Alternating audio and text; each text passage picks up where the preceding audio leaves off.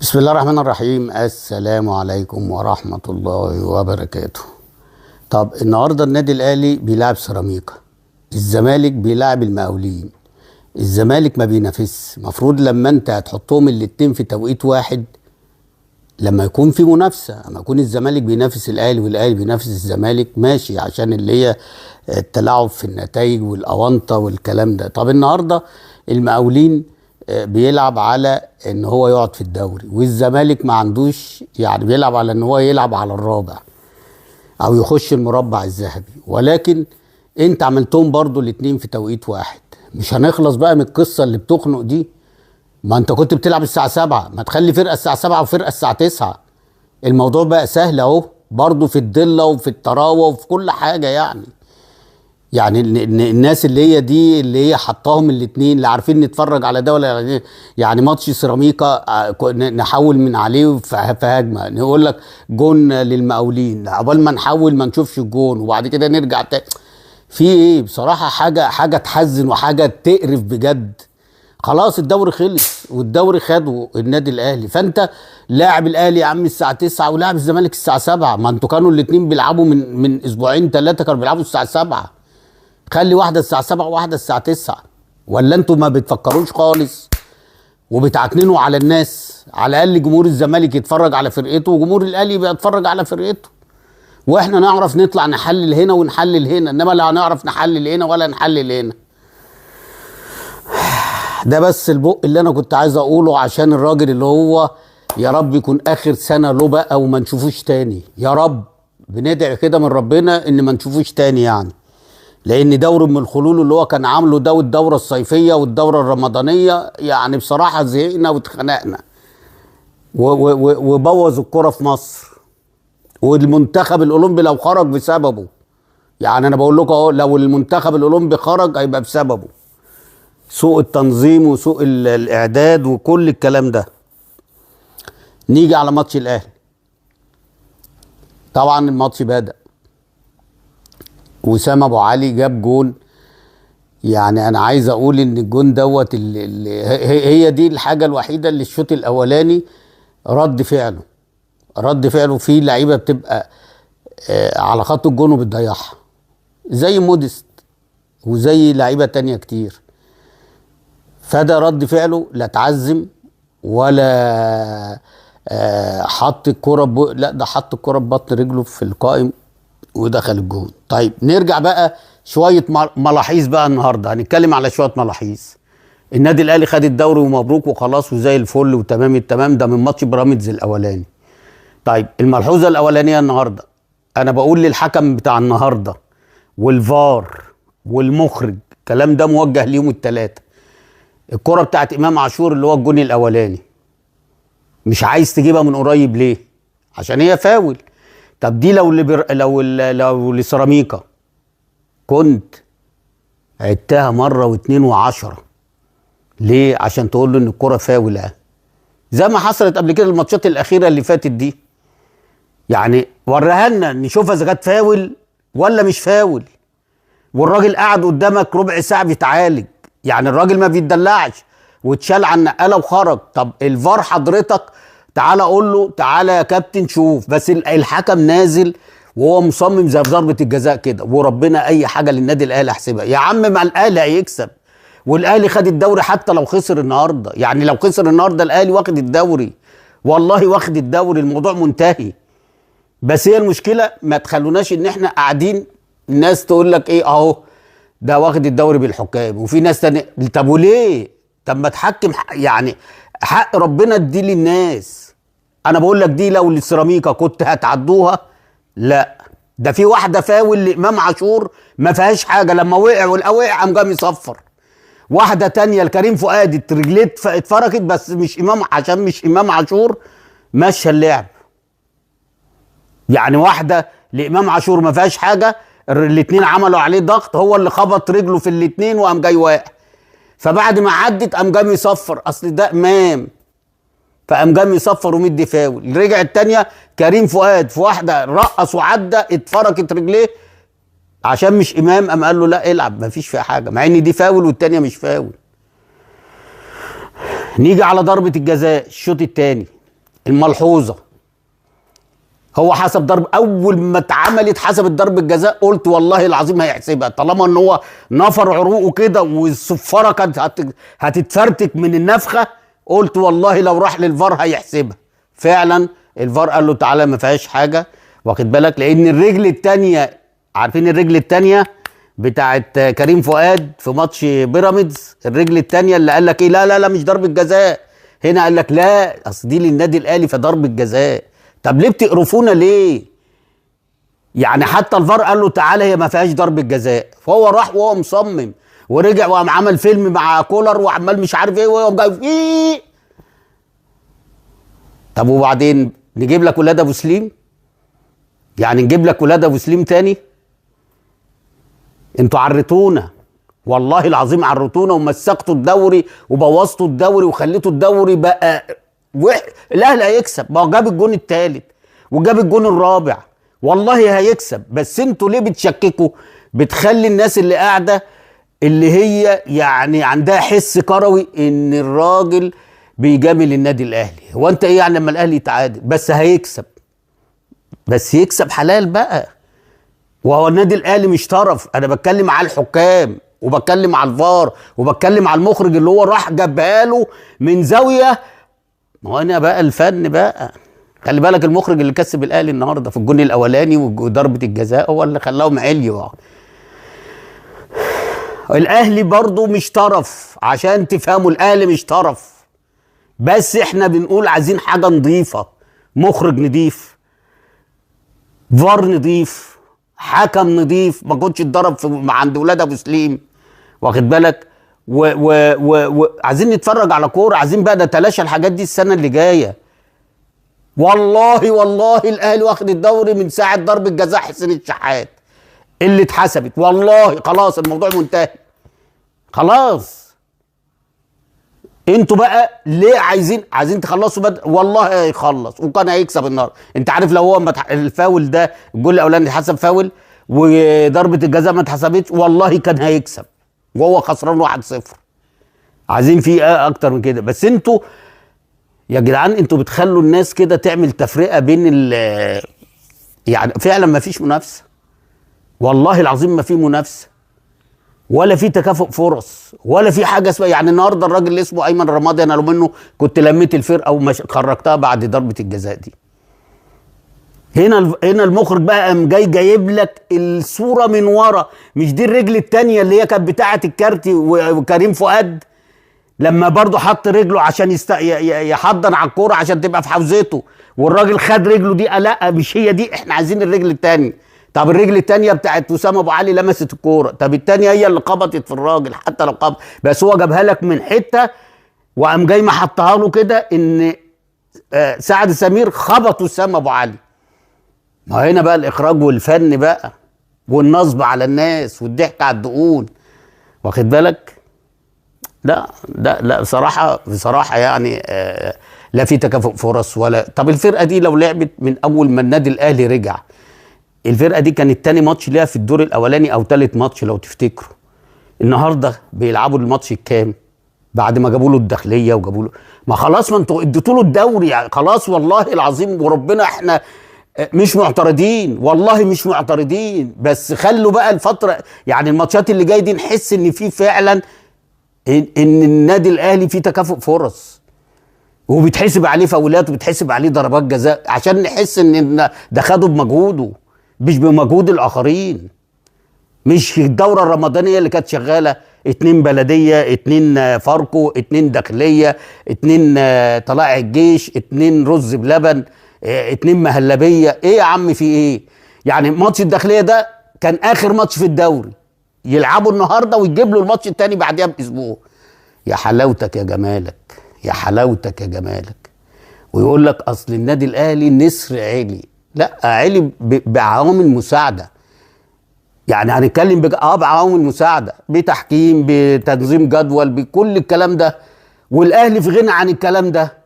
يعني الاهلي في غنى عن الكلام ده، ولكن هم الناس اللي هم بيحاولوا عشان يفضلوا في كراسيهم السنه الجايه ولا بعديها. فيا ريت بقى ان السنه الجايه ما نشوفش اي حد اللي مش هيعمل ضميره يمشي، عايزين نتفرج على منافسه بقى، عايزين نتفرج على دوري فعلا محترم، دوري فيه كوره، فيه كوره بجد.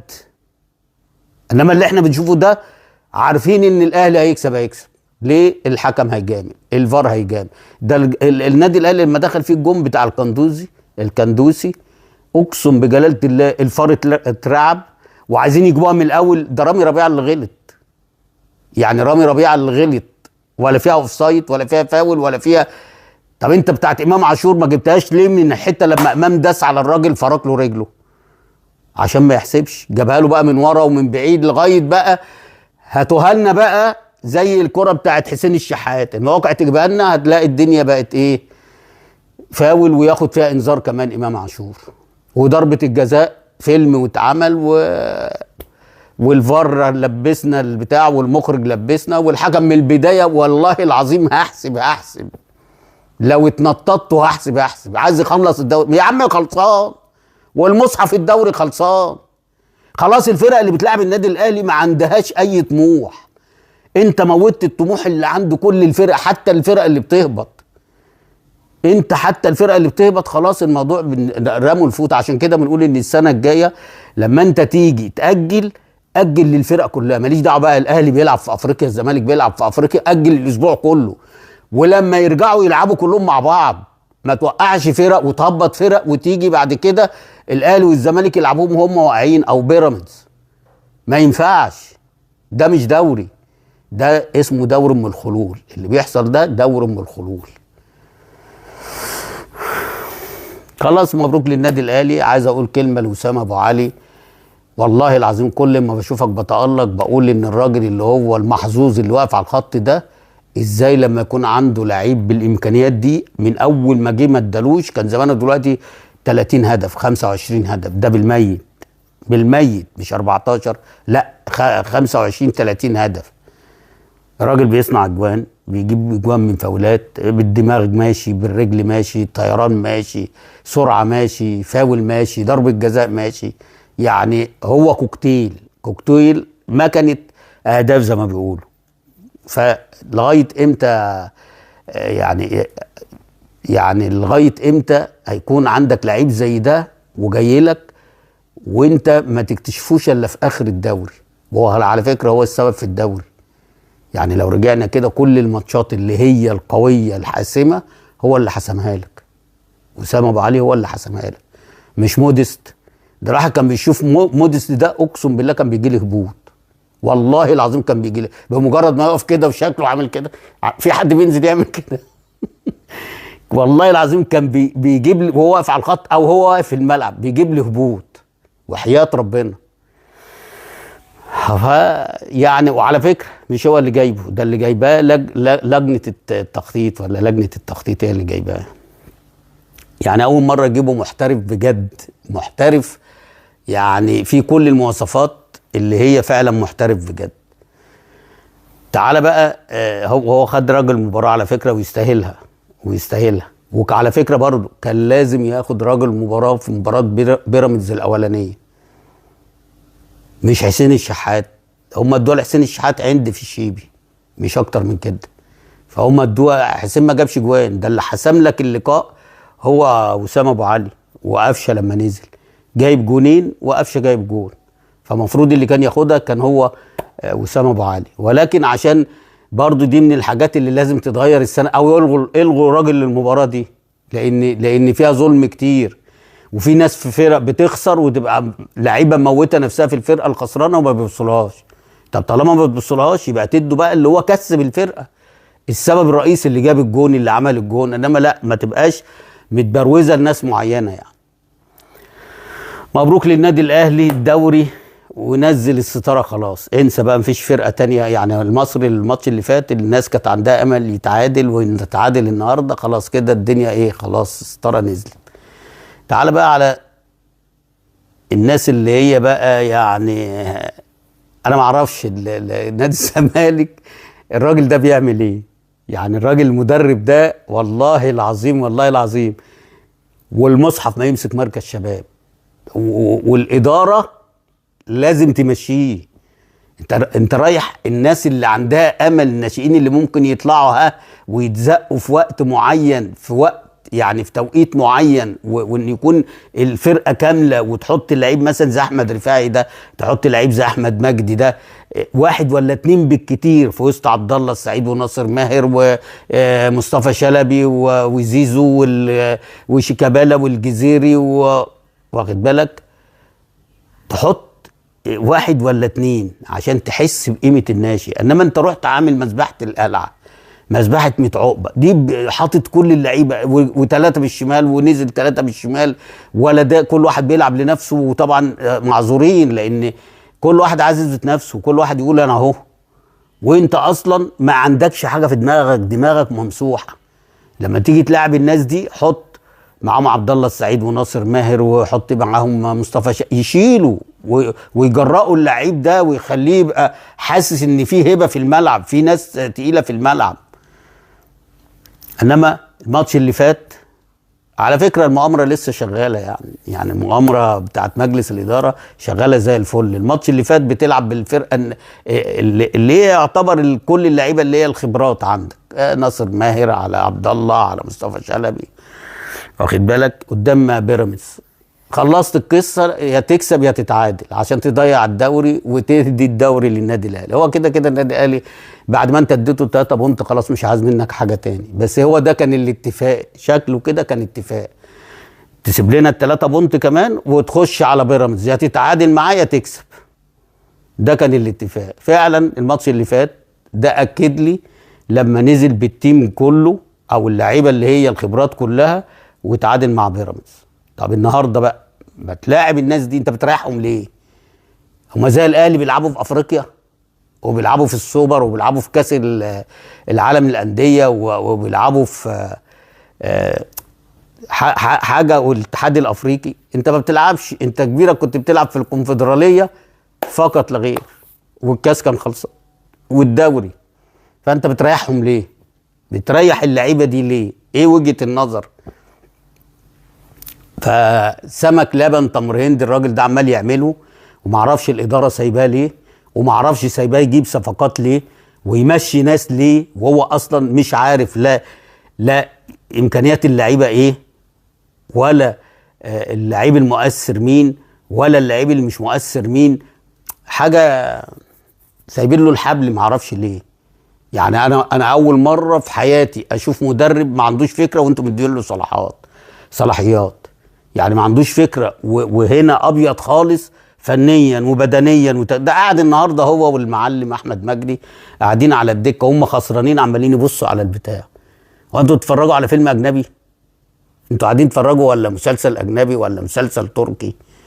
وانتوا الاثنين قاعدين وسايبين الخط كده. طب كولر الراجل مثلا بيروح عشان يشوف فاول، يشوف ضربه جزاء، يشوف الجون ده اذا راح، وبس واقف على الخط وجايب كام بطوله. وانت يا معلم جبت لنا الكونفدراليه مزهقنا، ومش انت اللي جايبها، ده ربنا والجماهير، ده ربك والجماهير هي اللي جابتها لك. وعرفنا وقاعد وعامل لي كده والتاني قاعد جنبه وعمالين يشاوروا. هو مهند بيتفرجوا على مهند ولا ايه في لا والله العظيم حاجه تحزن وحاجه تقهر. ونادي الزمالك كده انا بقول لكم من دلوقتي، لو الراجل ده قاعد، مبروك للنادي الاهلي السوبر الافريقي، وسنه هتبقى سواد، وربنا يستر. والراجل مفكر نفسه ان هو ماشي اول وبيجرب الناشئين. لا لا لا لا لا لا لا لا لا لا اقسم بالله حاجه تحزن وحاجه تقهر. وجمهور الزمالك رايح لي يعني حوالي 7-8 آلاف في البتاع. ليه؟ ده انت بتلعب، انت ما دخلتش المربع ازاي؟ رايح لهم ليه؟ ما تحسسوهم ان الناس دي من بعد ماتش الاهلي ان هم عملوا جرم كبير. انت انسحبت، فكرتني بقى، انت انسحبت. طب ما محمود البنا بيحكم لك النهارده، يريوي محمود البنا، يبقى فين المكاسب اللي انت كسبتها؟ انت قلت لا البنا ولا الغندور يحكموا، طب بيحكموا. قلت معرفش ايه، قال لك وطلع في بوست عالمي وقال لك انا اللي هحط الجدول بتاع السنه اللي فاتت، وانا اللي هنظم الدوري بتاع السنه اللي جايه، يعني انا اللي فاتت واللي جايه. وطلعتوا كلكم يعني ما حدش رد عليه. وبعدين ده في مصيبه كمان، ده المصيبه ان كهربا عليه قسط وما دفعوش، وانتوا نيمتوا الناس وقلت لهم ان احنا خدنا الغرامه. اتاري ان الغرامه خدتوا جزء والباقي على اقساط، ولسه في قسط ما اتدفعش. وكهربا بقاله فتره خلاص مش هيديكوا ولا جنيه. طب ما انت كان معاك حكم، كان معاك حكم بجد، يا يدفع يا اما ما يلعبش. ايه اللي خلاك وافقت؟ هي ظاهره الكابتن محمود الخطيب كانت بالخراب بصراحه يعني. راجل محنك جه لفكوا كده ولبسكوا في الحيطه وسابكوا ومشي. دفع اولا سبتوا ماتش الزمالك الاهلي انسحبتوا منه. تاني حاجه الغرامه بتاعت كهربا. تالت حاجه ولا قرار من القرارات اللي انت انسحبت عليها في ماتش الاهلي اتنفذ لك يعني، ولا قرار. طب انت كنت بتنسحب ليه؟ طب كنت تنسحب بقى بعد ماتش الاهلي، ولا ده كان فيلم؟ فاحنا عايزين نعرف، حد يطلع من مجلس الاداره يقول لك كهربا لا دفع ال70 ولا ال80 مليون جنيه. طب الاقساط دي من اين لك هذا يعني؟ قسط ازاي؟ ومين اللي قسط معاه؟ ده بصراحه انتوا كده ضحكتوا على الناس كلها وضحكتوا على جماهير الزمالك بجد يعني. احنا يعني انا مش عارف اقول ايه والله. طبعا الماتش النهارده بتاع الزمالك يعني ما اتفرجتش عليه بحكم ان انا بتفرج على ماتش الاهلي بس. المقاولين كسبك، المقاولين كسبك. انا نفسي المقاولين ما يهبطش والله العظيم، بس انت كنت قدمت لعيبه يعني. انت زي ما انت بتقول كده النهارده انت عشان تبقى طالع من المباراه دي كسبان كان طلع لك 4 5 لعيبه كويسين قوي كانوا فرقوا كتير الفتره اللي جايه عشان ما تجيبش لعيبه وتدفع فيها ملايين. ولكن انت حرقت كل اللعيبه، ومجلس الاداره ولا قرار من القرارات اللي هو انسحب عليها اتحقق، بل بالعكس كمان ضحك علينا بغرامه الكهرباء. فمنكم لله ولك الله يا زمالك، ومبروك للنادي الاهلي الدوري، والسلام عليكم ورحمه الله وبركاته.